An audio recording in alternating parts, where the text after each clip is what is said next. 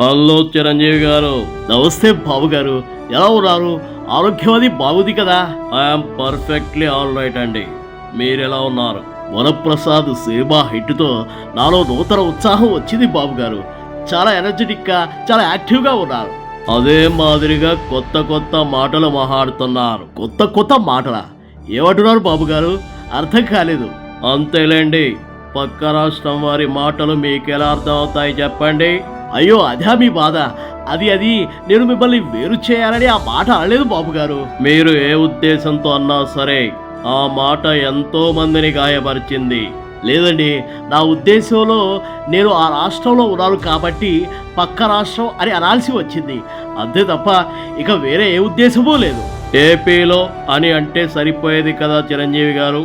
మీరు ఆంధ్ర వారు కారా అని అడుగుతున్నా. ఆ సందర్భంలో అలా అన్నారు తప్ప నేను ఆంధ్రావాడిని కాదా చెప్పండి. నా ఉద్దేశంలో ఎలాంటి దురుద్దేశం లేదండి. జస్ట్ పక్క రాష్ట్రం, పొరుగు రాష్ట్రం అనే సెన్స్లోనే అన్నారు. తప్పుగా భావించకండి. అది పక్కన పెడితే నా పేరు మెన్షన్ చేసి అన్నారు. అయినా మీ ఇండస్ట్రీని నేను పట్టించుకొని వాడిని అనా మీ ఉద్దేశం? అలా కాదు బాబు గారు. తెలంగాణలో ఇండస్ట్రీ గురించి ఆలోచిస్తున్నారు. అవార్డులు, రివార్డులు ఇచ్చి ప్రోత్సహిస్తున్నారు. మనం కూడా పరిశ్రమను ఆదుకోవాలనే ఆలోచన. అంతే బాబు గారు. బ్రదర్, మీకు మన రాష్ట్రం గురించి తెలుసు. బాబు గారు, ఏదో చిన్న మాట పట్టుకుని నన్ను వేరు చేసి మాట్లాడతారా? మన రాష్ట్రానికి మంచి పేరు రావాలని, ఇండస్ట్రీ విషయంలో గత ప్రభుత్వంలో ఉండకూడదు అనే సదుద్దేశంతోనే అలా అనాల్సి వచ్చింది. ఆంధ్ర అభివృద్ధి కోసం ఎన్నో పనులు చేస్తున్నారు.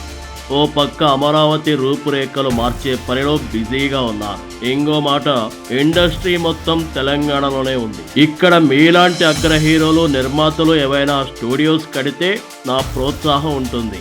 థ్యాంక్ యూ బాబు గారు. మీరు అన్నది కూడా నిజమే. భవిష్యత్తులో ఇంకా ఎన్నో మంచి పనులు చేస్తూ మీరు ముందుకు సాగాలని కోరుకుంటున్నారు. మీ ఇండస్ట్రీ వారు కూడా మా పరిస్థితిని అర్థం చేసుకుని ఎక్కడ పడితే అక్కడ మన రాష్ట్రం గురించి తక్కువగా మాట్లాడొద్దని, ఏదైనా ఉంటే నాతో మాట్లాడమని కోరుకుంటున్నా. తప్పకుండా బాబు గారు. మా ఇండస్ట్రీ వాళ్ళు మీ దగ్గరికి వచ్చి మిమ్మల్ని కలిసి మా సిచ్యువేషన్ మొత్తం చెప్తాం. 2 తెలుగు రాష్ట్రాల సహకారం మాకు కావాలి. అక్కడ ఉన్నది రేవంత్ కూడా నా శిష్యుడే. అవసరమైతే మేమిద్దరం మాట్లాడి మీ ఇండస్ట్రీకి ఏం చేయాలో అవన్నీ చేస్తాం. ఇంకేం ఆలోచించకండి. చాలు బాబు గారు, ఆ మాట అన్నారు.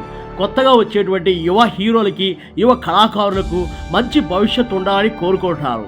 ఓకే బ్రదర్, కనీసం కొన్ని స్టూడియోలైనా ఏపీలో కట్టడానికి మీ ఇండస్ట్రీ నుంచి కొంతమంది ముందుకొస్తే భవిష్యత్తులో ఇక్కడ కూడా కళాకారులు పెరుగుతారు, వర్క్స్ నడుస్తాయి.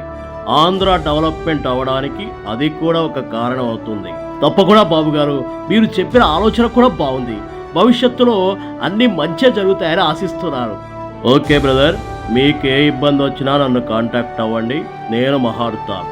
ఇప్పుడైతే చాలా పనులు ఉన్నాయి, మనం మళ్ళీ కలుద్దాం. ఓకే బాబు గారు, ఉంటానండి.